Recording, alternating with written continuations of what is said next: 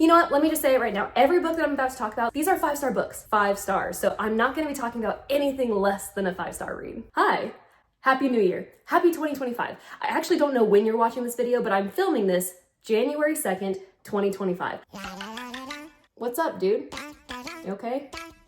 I just released a video where I talk about every book that I read in 2024, and I got really excited when thinking about some of my favorite books of the entire year. I read 29 books. Not all of them were great. Some of them were wonderful. Some of them were stinkers. You can't avoid that. Every once in a while, you get a bad book. Bad book is not the right term. A book that you just didn't enjoy or appreciate. It wasn't your style. You don't like the genre. You don't like the writing style. You don't like the author. Whatever the case may be, you didn't like it. That is completely unavoidable. It happens sometimes. But after I released that video, I got to thinking about my favorite reads of the entire year, and I just got really excited to jump into another video trying to convince you to read my favorite books from 2024. Now, here's the thing. These are not my favorite books of all time, just my favorites from 2024. And I will say 2024 was a fantastic reading year. It was a fantastic reading year. I was so excited to have come across so many 5-star books that I'm so happy. I'm really, really happy. The order in which I'm going to talk to you about these books is not relevant. I have agonized over trying to create an order from least favorite to most favorite, from most favorite to least favorite. I simply can't choose. Making me decide and choose which of these were my favorite. No, I simply couldn't do it. I love all of these, and some of them, I love them for different reasons. So it's just not fair to rank them. I simply can't do it. I tried for too long and I just give up. I give up. So I'm just gonna talk about whatever the heck appears next on my stack. These are my favorite books from 2024, and this video is my attempt to get you to read these books. At least one of them. If you can read one of these books, I will be super, super happy. And I hope that you leave me a comment and let me know if I've convinced you to read one of these books or not.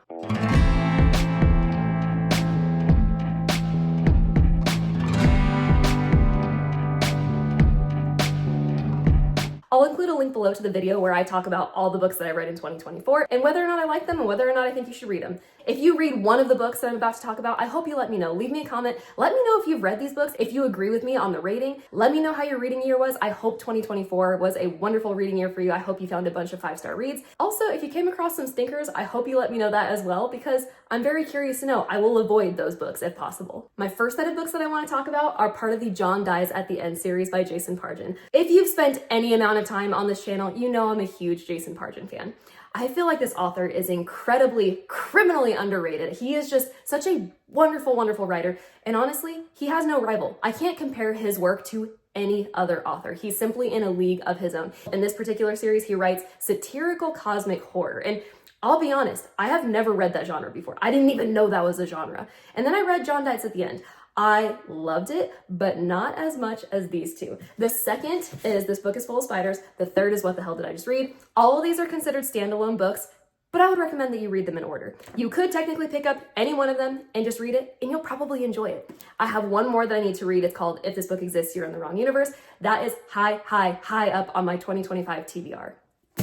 These books are wonderful. I always talk about the humor that accompanies these books. So not only do you have a phenomenal storyline, you have wonderful writing with excellent humor. I cannot even tell you how many times these books have made me laugh. Oh my gosh, they made me laugh so, so much. And I've never experienced anything quite like that. I've had books that make me chuckle, some of them that kind of make me smile inwardly, but these had me laughing out loud. It was absolutely ridiculous. In This Book is Full of Spiders, we have the zombie apocalypse, but it's not really a zombie apocalypse. We have a spider infestation that is infecting a lot of people. There is no cure that we know of. And these spiders are from a different dimension. These are monsters that we do not understand, and we definitely don't like them. Zombie apocalypse, that's not a zombie apocalypse. Wonderful. Great humor, great characters, great storytelling. Overall, 5 stars. What the hell did I just read? We have our main protagonists, which, by the way, John, Dave, Amy, those are the 3 that you're gonna be seeing in all of these books. They are helping to solve a case of missing children, except for not really. Nothing is as what it seems. You might be a little confused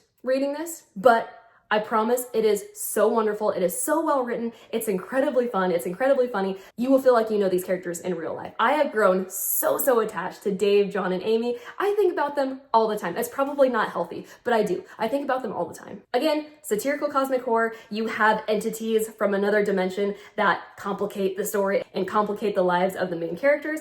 It is wonderful. 5 stars all around in every regard. Every aspect of this book, it's 5 stars. Changing gears a little bit.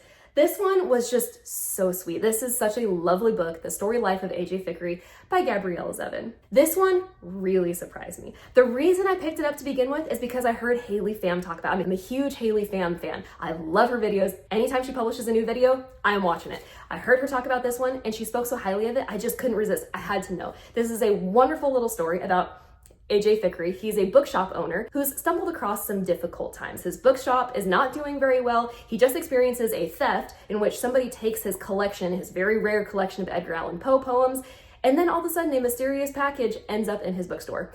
I'm gonna leave it there because that's all that's provided on the synopsis on the back of the book. This is wonderful. I really, really love this book. And there's also a movie which has that guy from The Big Bang Theory,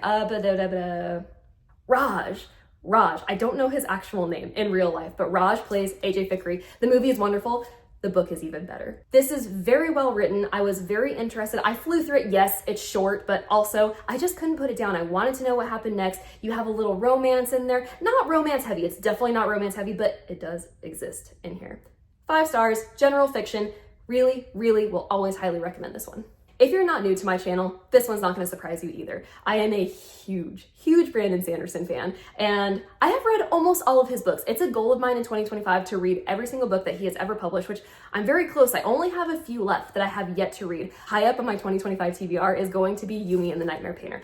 I can't believe I haven't read that yet. I have read every other secret project and loved all of them. This one surprised me so wildly. This is a sci-fi book. It's a standalone book, and I had low expectations because it's not rated very highly on Goodreads, which it still has a good rating, but not ratings that you would expect from a Brandon Sanderson book. Those are normally 4+ stars. This one falls somewhere in like the 3.6 something star range, which is totally unfair. I don't understand the criticism that this book receives. It is sci-fi, but it follows a main character who initially is nameless. He wakes up in a field, has no idea where the heck he is or who the heck he is, but he encounters a handbook that's supposed to help guide him on this journey to discovering who he was and what his purpose is in life. What the heck is he doing in this field? What was going on? We have no idea. So I'm gonna leave it there. It's wonderful. The main character is so funny. I don't want to give too much away, but Sanderson has such a knack for creating quirky characters. This guy is no exception. I love this one. This one just surprised me because I heard so much criticism. It's not fair. It's totally not fair. I don't get it, but I loved it, and I think you will too. Trials for the Haunted. This one also will not surprise you if you spent any amount of time on my channel. I love this dark fantasy book, and yes, I have 2 different copies. I have a hardback and I have a paperback. Why? Because I had to have it. You ever have those books where you just have to have all versions available because you love it and you obsess over it that much? Yeah, that's me. I've read this book twice, and this actually came out somewhat recently. I think it was November 2023, and I've read it twice. It's the beginning of 2025, at least when I'm recording this video. And I have read this book twice because I love it so much, and I think you will too. In addition to having some wonderful characters, you have characters that are just so sweet and endearing, some that are just wonky as hell. What's the word? Super eccentric. And then the main character, she's just quirky. She's quirky, she's realistic, she's lovable. Our main character, Syndra, she is tasked with performing a human sacrifice. Why? Her village requires that in order to keep the bloodthirsty monsters at bay and to keep them from destroying her village. So she has to perform this human sacrifice. Well, guess what? She fails right off the bat. Sin has an affliction where she experiences hauntings. She is haunted by the ghosts of her past lives, and this haunting strikes her at the worst possible moment, right when she's about to perform this human sacrifice. The events that follow are just completely devastating to her village. Now, she must go through a series of trials in order to seek redemption.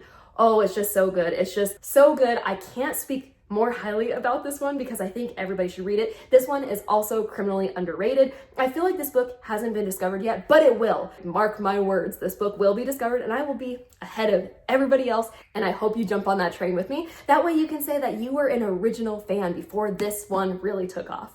5-star read, nothing but good things to say about it. There is a dark romantic interest in here as well, so I liked it. I loved it. Switching genres quite a bit, I am a sucker for the occasional romance novel, and my favorite romance author is by far Emily Henry. Emily Henry's books are just in a different league. They're not your simplistic, silly little romances. There's so much more to her stories. There's so much more to her characters. There's depth and there's complexity and just there's so much more than meets the eye when it comes to her characters. This one was no exception. This came out in 2024. As soon as it came out, I knew I had to read it because the premise behind it was very interesting to me. And this one did not disappoint. It didn't let me down. To this day, I've read every other Emily Henry book. I have loved all of them. For the most part, this one was by far my favorite. Listen to this premise. Okay, so we have our main character. Her name is Daphne. She is a children's librarian, which awesome occupation, by the way. She's engaged to a guy named Peter. She thinks that he is the love of her life. She's very excited to spend the rest of her life with him, get married to him.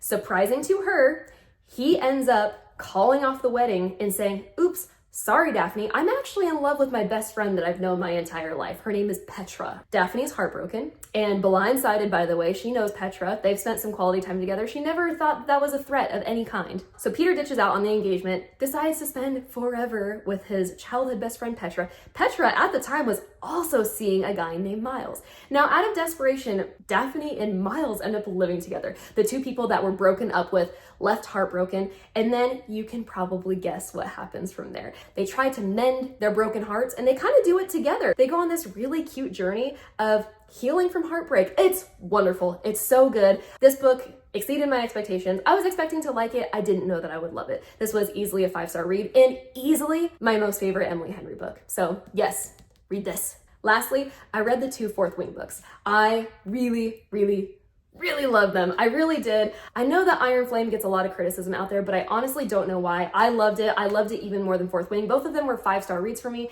If you don't know anything about these books, which I'm willing to bet that you do because they are wildly popular, this follows our main protagonist, a 20-year-old Violet Sorrengail who is in a war college. She spends her entire life preparing to be a scribe and go into the scribe quadrant.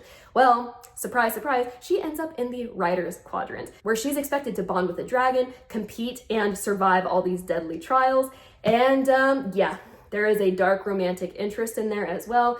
You've heard the dude's name, Xaden Riorson, shoot, Xaden, that guy. The romance is pretty good in here. I really very much enjoyed it. These were so wonderful. It's a very classic fantasy concept, but I think it was extraordinarily well done. And also, Rebecca Yarros doesn't ordinarily write fantasy. She's a romance author, but she killed it. She killed it in these books. I honestly don't understand why people hated Iron Flame so much. I really don't. I personally loved it. So 5-star reads, definitely think they are worth your time. I have one more honorable mention. I really enjoyed my experience with Powerless by Lauren Roberts. It's an honorable mention because it wasn't quite 5 stars for me. It was a 4.75. But as far as my overall experience and as far as characters are concerned, that was 5 stars. It was just a couple problems I had with the plot where I'm like, that's a little too convenient. That's not really that believable. But overall, I really enjoyed this book. I always recommend this book. And I liked it. It just wasn't perfect for me, but I really highly enjoyed this. If you don't know anything about Powerless, it follows a girl named Peyton, who is, wouldn't you know, powerless. There was a plague that swept the nation some time ago, and it left people either with powers or without, and now Peyton lives in a place where the ruler is trying to eradicate and banish all the people that don't have any powers. Well, Peyton slips under the radar, so her father trained her to pretend that she had a psychic power ability. She's very smart. She has to be very observant in order to pass off as a person who has psychic powers. Peyton ends up saving Prince Kai. She saves him on accident, not knowing who he is. And because she did that, she ends up in this competition that the ruler puts forth for pretty much entertainment for the people. So again, we have a book with trials. I'm just such a sucker for trials. So that's another reason why I also really love Trials for the Haunted. I just love a good book on trials. And you definitely get that with Powerless. You have wonderful banter with these characters. You have wonderful romance that is unfolding in this book. I really loved watching the dialogue happen between these characters. I just thought it was great. Not a perfect read for me, but absolutely worth mentioning. Now, I can't mention that without mentioning the novella that follows. I haven't read the second book yet. I own it. That's also high up on my 2025 TBR, but Powerful was also really good. It is very sad.